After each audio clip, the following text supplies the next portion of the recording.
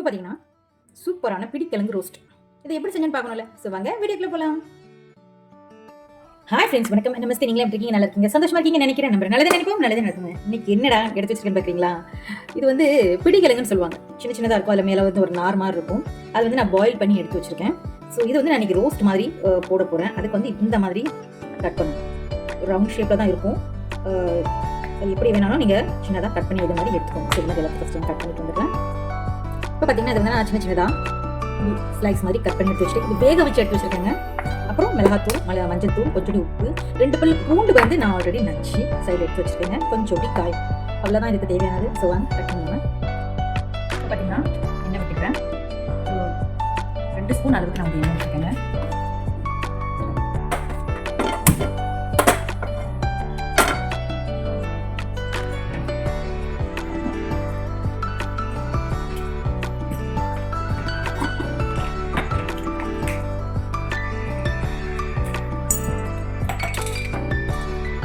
கொஞ்சம் கடுகு. அப்புறம் வந்து என்னோட பிளாக் பார்த்துருந்தீங்கன்னா தெரியும், இது வந்து உளுந்த பருப்புங்க, 1 ஸ்பூன் அளவுக்கு சேர்த்துக்கிறதுனால சீரகம் இதோடு சேர்த்து கொஞ்சம் பூண்டு, நம்ம நச்சு வச்சிருந்தோம் இல்லையா பூண்டு, அந்த பூண்டையும் நான் சேர்த்துக்கிறேன்.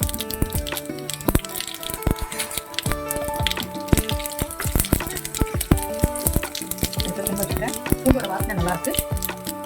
கொஞ்சோடி காயம்.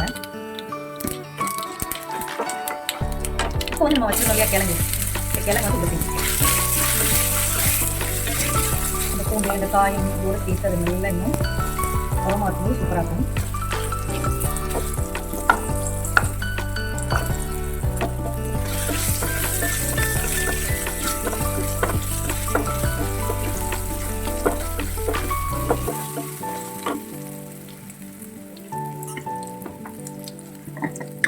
நான் லைட்டாக மஞ்சள் தூள் சேர்த்துக்கிறேன்.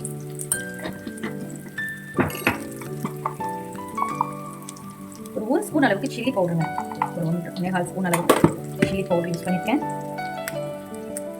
தேவைக்கேற்ப கொஞ்சம் சால்ட் தேவைப்பட்ட நம்ம போட்டுக்கலாம். இப்போ நான் அடுப்பு வந்து சிம்மில் வச்சுருக்கேன். இதோடு சேர்த்து இந்த மசாலாவோடு சேர்த்து இந்த உருளைக்கிழங்கும் நல்ல ரோஸ்ட் ஆகும். ஸோ அப்படியே ஒரு கிறிஸ்பினஸ் வரும்போது இன்னும் சாப்பிட்றதுக்கு ரொம்பவே டேஸ்ட்டாக இருக்கும். அதனால்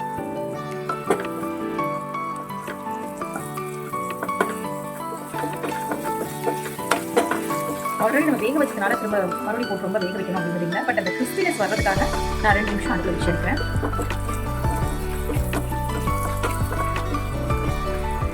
அடுத்த சிம்மில் தான் வச்சுக்கோங்க. 2 நிமிஷம் கழிச்சுக்கலாம். 2 நிமிஷத்துக்கு நான் மூடி போட்டு இதை வேக வச்சுருக்கேன். மூடி வச்சுருக்கேன். 2 நிமிஷம் ஆயிடுச்சுங்க.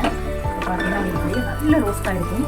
ஸோ அதோட உப்பு உரப்பு எல்லாமே இதோட சேர்த்து நல்லா சாப்பிட்றதுக்கு அவ்வளோ ஒரு இதாக இருக்கும். அந்த ஒவ்வொரு கடலையும் சாப்பிடும் போதும், அந்த மீன்ஸ் கடலை மீன்ஸ் அந்த ஒவ்வொரு உளுந்தையும் சாப்பிடும் போதும் அதோட டேஸ்ட் ரொம்பவே நல்லாயிருக்கும். சூப்பராக நம்மளோட ரோஸ்ட் ரெடி ஆயிடுச்சுங்க. இந்த மாதிரி ஒரு ஆட்டம் உங்ககிட்ட நிறைய கிழங்குகள் இருக்கும் போது இந்த மாதிரி கிழங்குல வந்து நீங்கள் ட்ரை பண்ணி பார்த்துட்டு எனக்கு கமெண்ட்ல சொல்லுங்கள். ஸோ சூப்பரான ரோஸ்ட் ரெடி ஆயிடுச்சு. ஸோ வாங்க சர்வ் பண்ண ஆரம்பிச்சிடலாம். பார்த்தீங்கன்னா சூப்பரான பிடிக்கிழங்கு ரோஸ்ட் செஞ்சு முடிச்சாச்சு. ஸோ நான் டேஸ்ட் பண்ணி பார்த்தேன், செம்மையாக இருந்துச்சு, எம்மியாக இருந்தது. ஸோ இதே மாதிரி நீங்களும் வீட்டில் ட்ரை பண்ணி பார்த்துட்டு எனக்கு கமெண்ட் சொல்லுங்கள். ஸோ இந்த வீடியோ பிடிச்சா லைக் பண்ணுங்க, கமெண்ட் பண்ணுங்க, ஷேர் பண்ணுங்க, சப்ஸ்கிரைப் பண்ணுங்க. தேங்க்யூ ஃபார் த வாட்சிங். Bye friends.